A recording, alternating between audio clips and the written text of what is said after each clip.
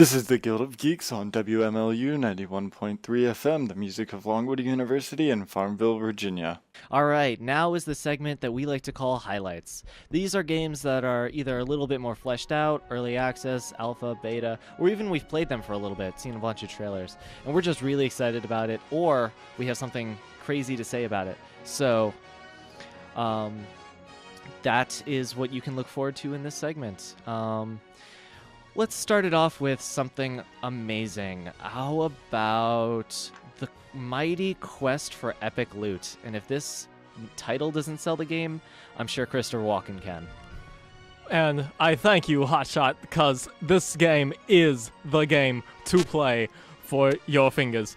The Mighty Quest for Epic Loot is an extraordinary game that almost is similar to the old Dark Gauntlet. Gauntlet Dark Legacy. I'm sorry for the wrong saying, but it is an extraordinary game where you go out and you go literally dungeon rushing, and you collect loot, you do all sorts of stuff. It is a fantastic thing, and when you have enough loot, you build your own dungeon. It's an absolutely fantastic kind of adventure for anybody to play. It's extraordinary. You were saying Flatline. I watched a couple videos about it because it looks really cool. I'm a pretty big fan of dungeon crawlers, and I think, although the game is in beta, they've done a really good job in combining dungeon crawlers and tower defense. I think they got some really cool aspects from both. There's a lot of decent customization that I think will do really well once the game has come out. Oh yes, it's been fantastic. It's been fantastic doing my first few hours playing this game. As soon as you get into it, you are immersed in this kind of brilliant comedy-esque, and also the game doesn't take itself seriously in the least bit, and you'll be playing this game for hours, and when you're done for those hours, be it a long time or not, you can put it down, and you know what? You can pick it right back up. It's really a fantastic game to just pick up, to just have in your Steam library. And a huge selling point for this game is it is absolutely free. It is completely free to play. You just go in Steam and hit that big green button that we all like to hit. It's by Ubisoft Montreal. That is a great developer. So definitely check this game out. Madman, did you have something to add? Yeah, I think it's kind of interesting that Ubisoft Montreal has gone with such a out-of-the-works game in terms of it's a very goofy game. I don't think I've ever seen Ubisoft do something extremely goofy like this, especially not Montreal.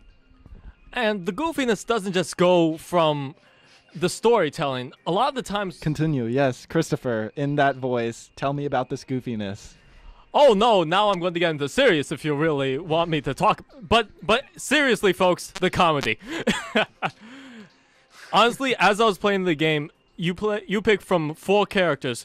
Well, 3, considering one has to be a diamond pack, but that's a different kind of story. Out of the 3 characters, you can pick an archer, a knight, or a mage. And I gotta tell you, playing the mage through castles, some of the lines he says are absolutely hilarious. The voices, it doesn't just stop at the storyline, folks. It just keeps going deeper and deeper through the levels of the game. Even the trailer is absolutely hilarious, which you can check out on our website later. But I was laughing just from the trailer, and after playing the game for a little bit, it's definitely kind of cheesy sometimes. It kind of takes me out of it a little bit. That's my one complaint I think I have from it. Some of the monsters are like Snotosaurus or something. It's not my humor, at least. It does have a bit of a kiddish throw to it, but in all honesty, playing the game, it's like I said, if you get tired of it, you can put it down. But if you really want to come back to visit it, it's really easy to get back into. Very, very nice. I'm definitely going to keep playing this game, probably tonight, actually. Next up we have Nosgoth. This game sounds absolutely terrifying. Not even just the title. This is a team versus team game where one team is humans, the other team is vampires. It was developed by, and Madman, you're going to have to help me pronounce this name. Psionics? Psionics? It's a lot of consonants in this. Yeah, so that's who develops it, and it is in closed beta right now, but you can check out some trailers, which we will also provide. And the game looks awesome. If you're a fan of like the Left 4 Dead kind of feel to it, this is definitely it. It's a lot of teamwork based and a lot of using the different classes and different vampire types to work together. I am really excited about this game. What about everybody else? I'm pretty excited about it, but there's also the inclusion of the class system that I'm really excited for. And I really like what they're doing with a lot of these classes, especially the Alchemist. I think that's going to be a really, really cool class to play for the humans. With you have a flashbang as well as an incendiary grenade that you can use, which those are your 2 abilities. And most of the humans get 2 abilities plus their standard weapon that they're using. So I think that it's going to be really well balanced and it's going to be a pretty fun game. I also really appreciate the amount of melee that goes into this game. I mean, there's a lot of games where you see the multiplayer aspect where it's all like bang bang, pew pew, and all that kind of stuff. But it's really refreshing to see a game that has one team completely focused on melee, almost like bringing out that really nice touch in Left 4 Dead 2, but even though the games aren't connected, but to see that element really brought forward into this game. Oh, absolutely. I was a huge fan of the Left 4 Dead series, and I really like the competitive team versus team kind of feel, especially when you are forced to work together unless you want to completely lose the game. From what we saw online, teams would drastically beat the other teams if they were able to coordinate and communicate better. And I really like games like that. Again, this is Nosgoth, Nosgoth, in case you want to Google it yourself. But it's a fantastic game. Anybody else have any last things to add? No, I'm good. I did like to add on to the vampires, though. Like, it was really interesting to also have not only someone who was like superpowered. Oh, okay, they have the strength to take out half your health bar, but when you look at the gameplay in the trailer, the vampires are clearly capable of traversing the entire terrain quite easily, which is really nice to see.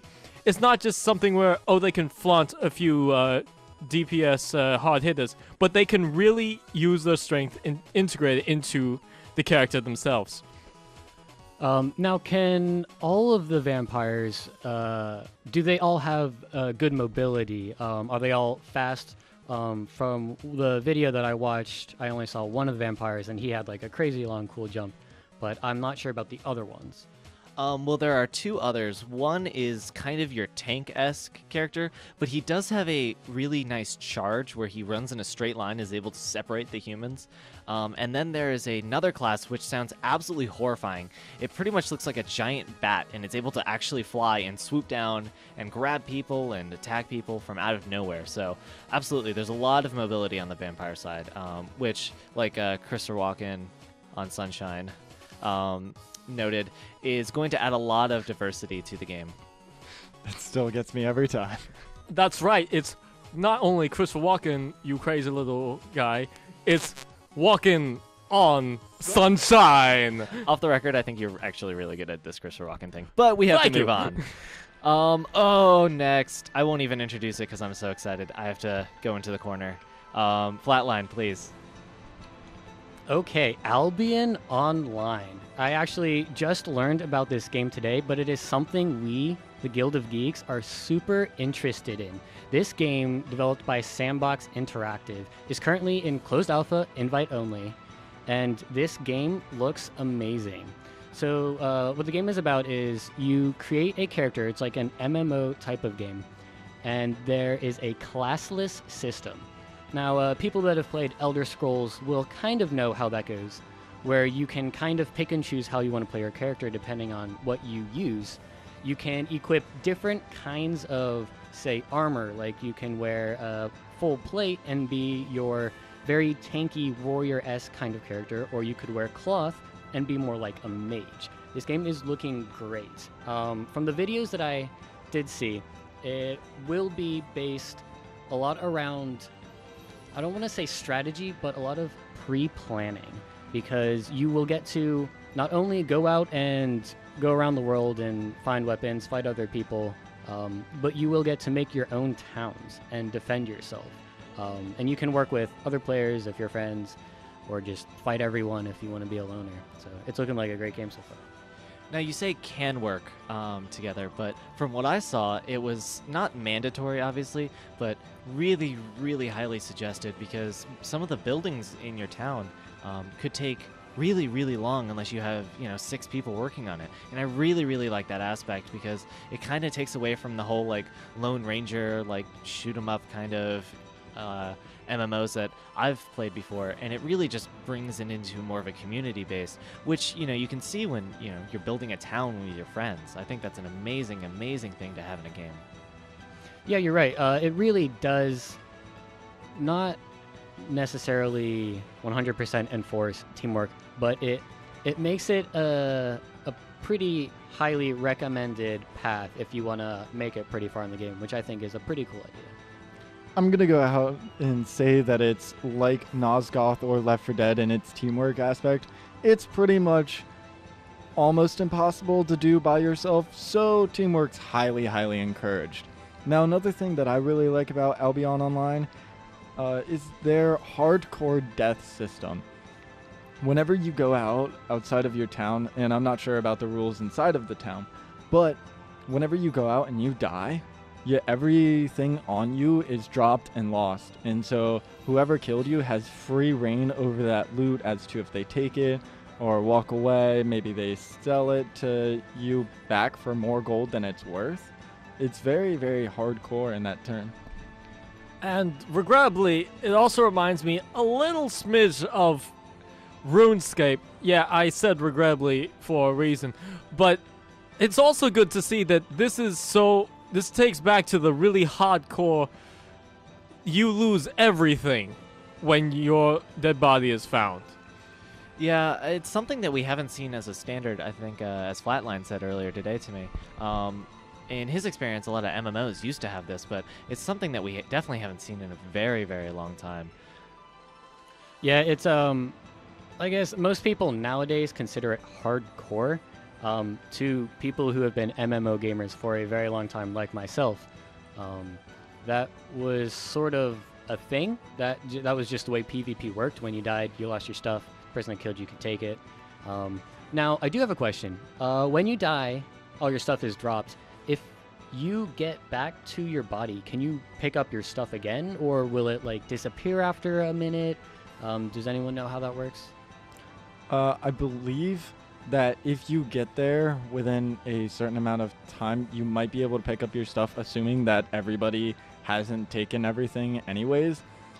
But I personally do not know if there is a somewhat of a timeout system, or if you can even loot your own body or anything like that. The devs haven't really gone out of their way and shown a lot of the death mechanics and things like that. So. Oh, okay, cool. I guess we'll see that when it gets to us. Yeah, us at the Guild of Geeks here are really excited about this game. We'll let you know more about it once we find out. But unfortunately, that is the end of our highlights portion of the show. You can visit our website at www.theguildofgeeks.com. You can also talk to us on Facebook, Twitter, Tumblr, or even text us at 434-288-0002. If you missed a show, check out our YouTube channel or Spreaker. This is DJ Hotshot with DJ Madman, signing out.